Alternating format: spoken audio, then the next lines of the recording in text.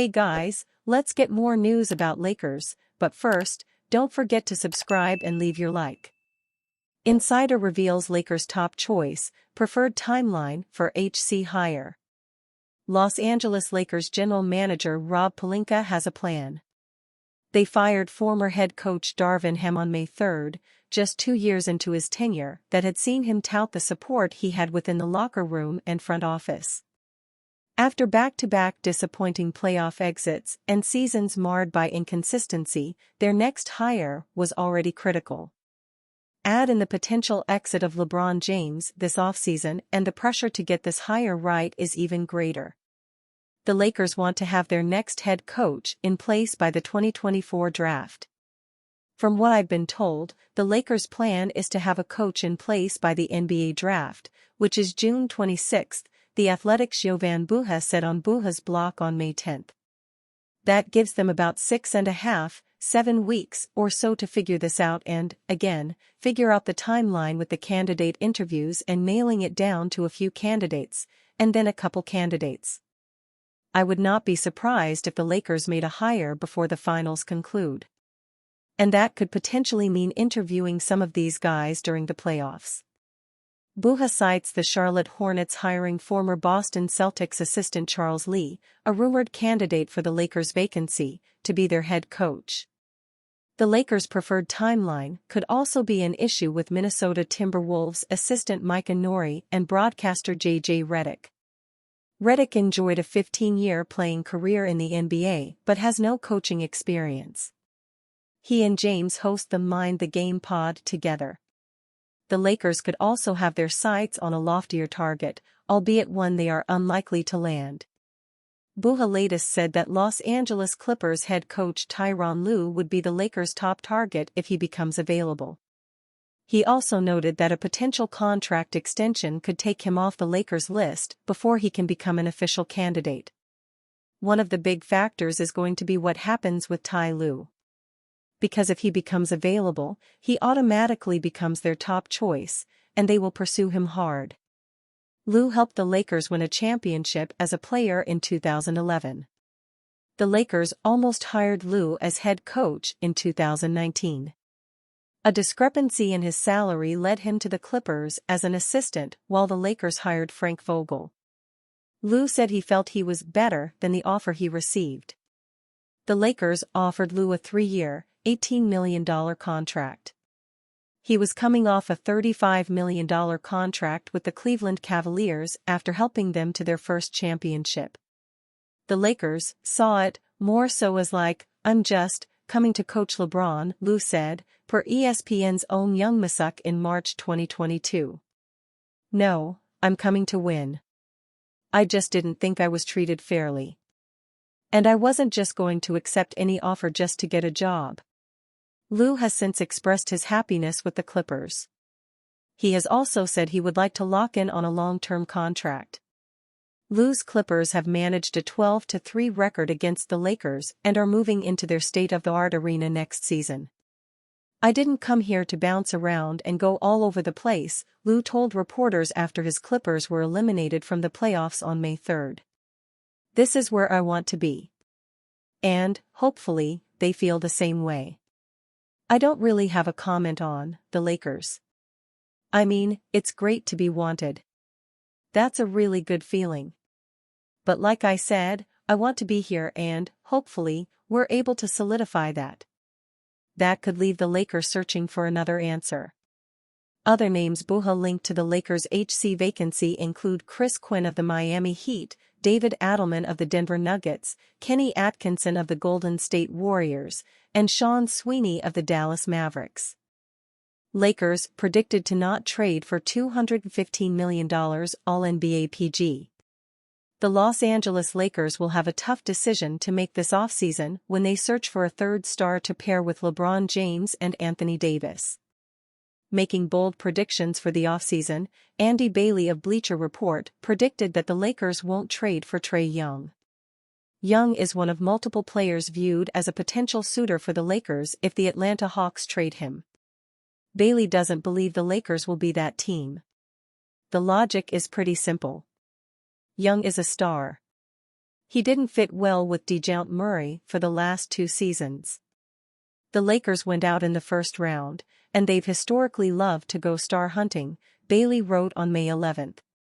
There's certainly a world in which Young in LA would work. He's one of the game's most dynamic offensive engines and pick-and-roll ball handlers. He and Anthony Davis could form a potent 1-2 punch that could potentially grow beyond LeBron James' eventual retirement. But the Lakers just got bullied by the bigger Denver Nuggets in the playoffs. The Nuggets are now getting bullied by the even bigger Minnesota Timberwolves in the second round. It's hard to watch this postseason and think the answer to LA's problems is to get smaller and more offense-first. The Los Angeles Lakers hold the number 17 pick in the 2024 NBA Draft and have 2 other tradable first-round picks.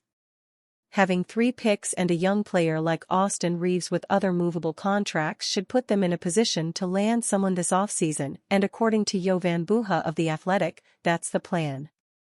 Buha said on May 10 that he expects the Lakers to shop that pick to upgrade the roster.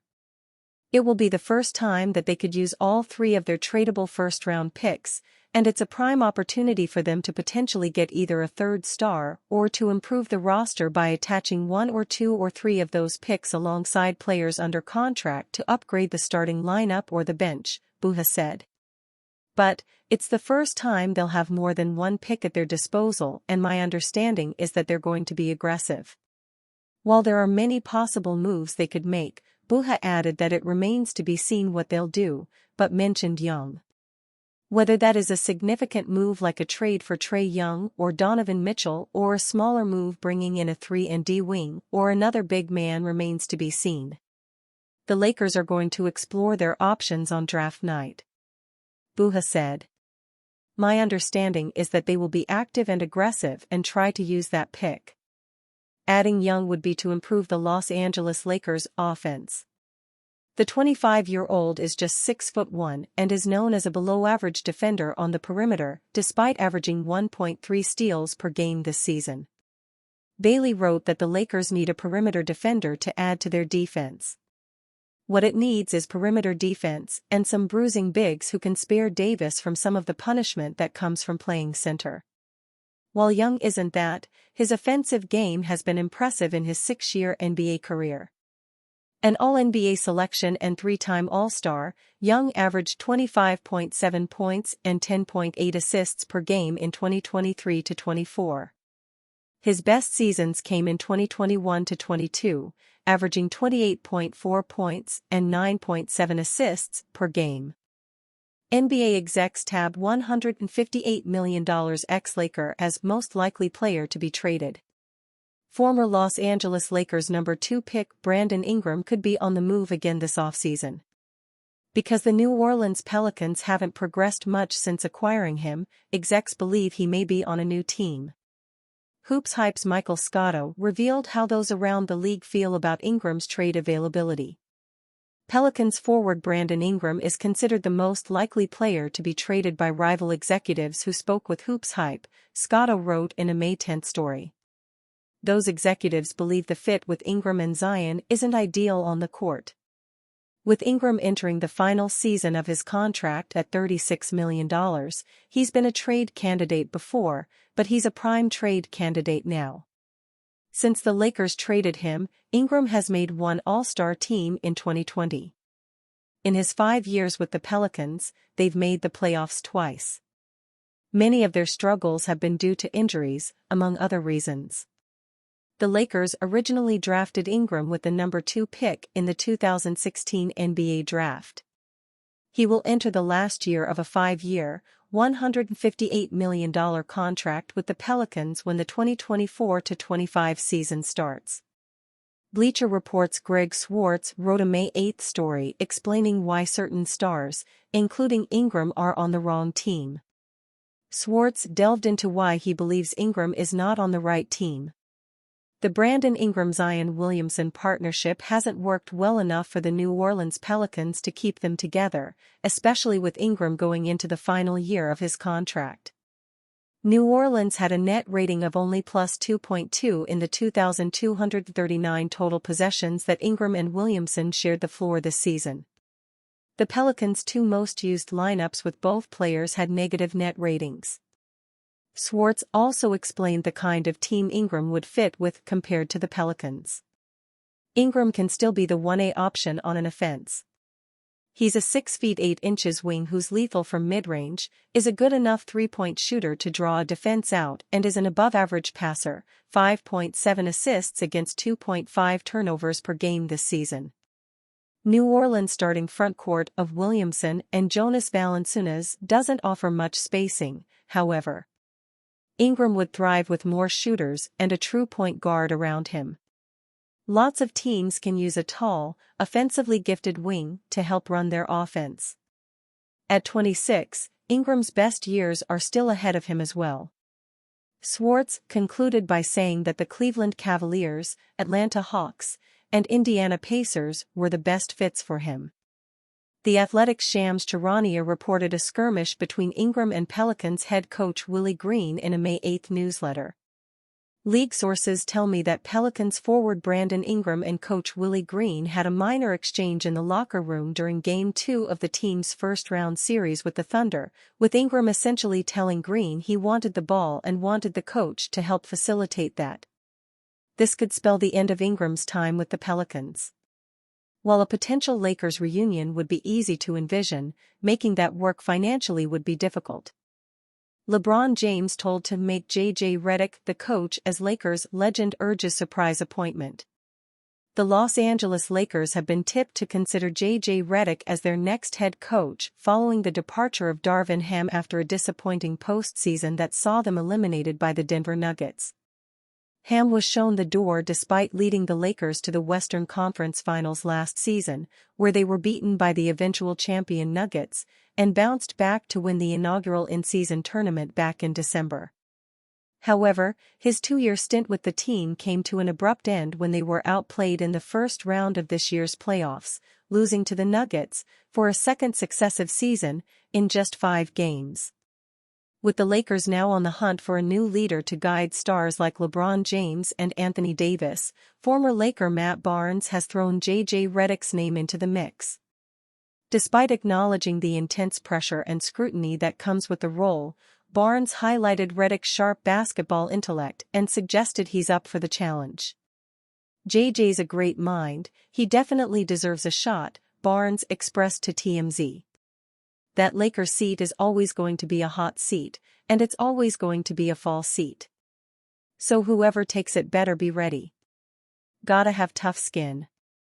Redick's potential candidacy is further bolstered by his strong rapport with LeBron James, with whom he co-hosts the podcast Mind the Game, a collaboration between James Uninterrupted and Redick's 342 Productions, reports the Mirror US. In their video series, James and Redick delve deep into the intricacies of basketball, providing fans with an exceptional understanding of the game. They share personal experiences and expertise to guide viewers through the sport's various elements, such as plays, actions, and jargon. The Lakers are lining up interviews with potential candidates like Redick, who has gained significant attention due to his successful transition into a key voice in basketball media. His podcast The Old Man and the Three has featured interviews with some of the biggest names in the game, such as Kevin Durant and Victor Wembanyama. Redick was considered for coaching positions with the Toronto Raptors last year and the Charlotte Hornets recently.